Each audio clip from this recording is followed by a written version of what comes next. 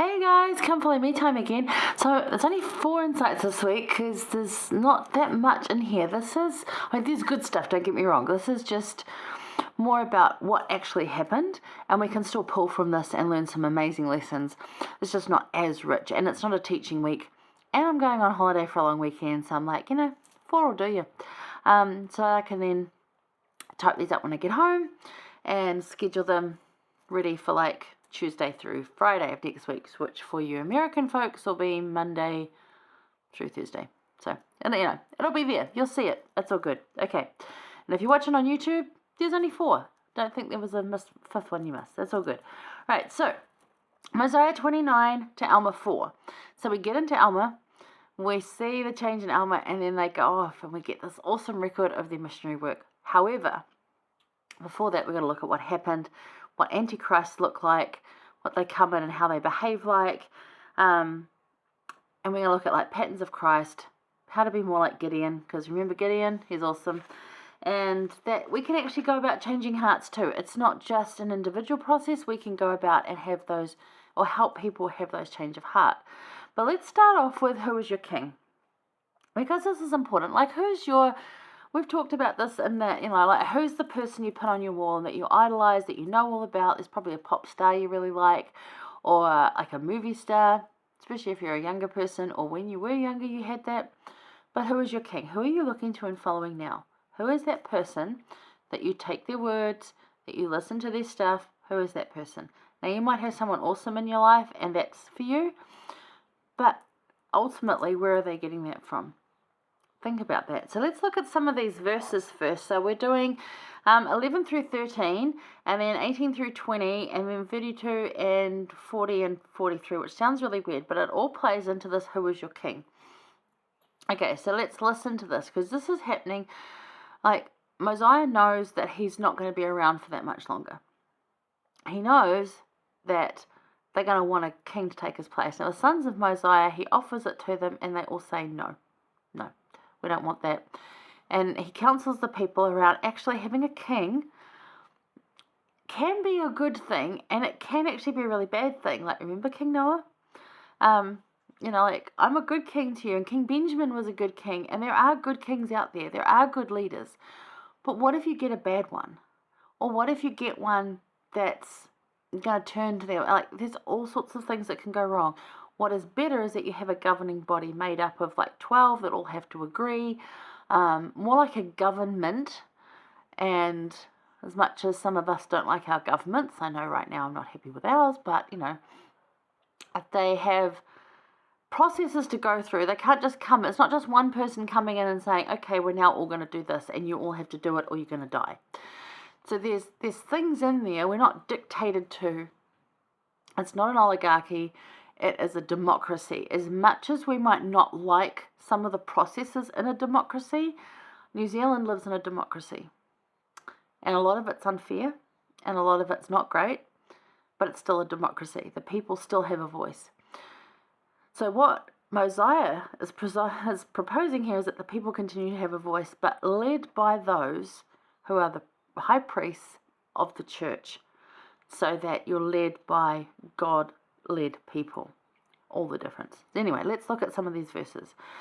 So 11 through 13 says, therefore I will be your king the remainder of my days. Nevertheless, let us appoint judges to judge his people according to our law, and we will newly arrange the affairs of this people, for we will appoint wise men to be judges that will judge this people according to the commandments of God. So not just anyone, someone who's like really, really good. So it'd be like a conglomerate of like stake presidents, people that had worked and been bishops and had worked with the people and that knew the people and loved them, and that were all in the same vein of like King Benjamin and King Mosiah.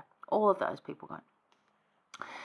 He says, now it is better that a man should be judged of God than of man, for the judgments of God are always just, but the judgments of man are not always just. Now, I know this to be true because I've had people judge me, and I know that's not the judgment of God, and they've claimed it was, and I'm like, no, because I know my God, and that ain't him. So you got to keep that in mind too. People will say this is coming from God, or this is what God told me to do, and if that's not the God you know, don't believe it. No, they're getting it from somewhere else. They really are. Okay. Therefore, If it were possible that you could have just men to be your kings who would establish the laws of God and judge his people according to his commandments, yea, if you could have men for your kings who would do even as my father Benjamin did for this people, I say unto you, if this could always be the case, then it would be expedient that you should always have kings to rule over you. So yeah, if you've got good people, absolutely. Like in our church, we have a living prophet. He's a good person. He goes through a process to get there. There's checks and balances in place, and we know, and we get to sustain him as a prophet. We get to agree and say, yes, that's him. He's the president of the church, currently Russell M. Nelson. If we could always have men like that to be our kings in government, wouldn't our world be fantastic? But we know that's not how it works.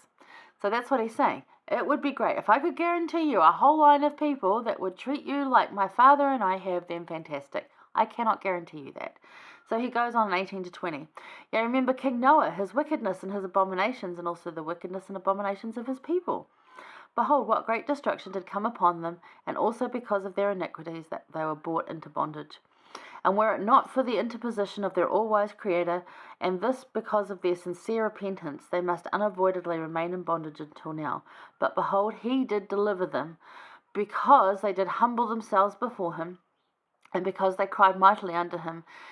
He did deliver them out of bondage, and thus doth the Lord work with his power in all cases among the children of men, extending the arm of mercy toward them that put their trust in him.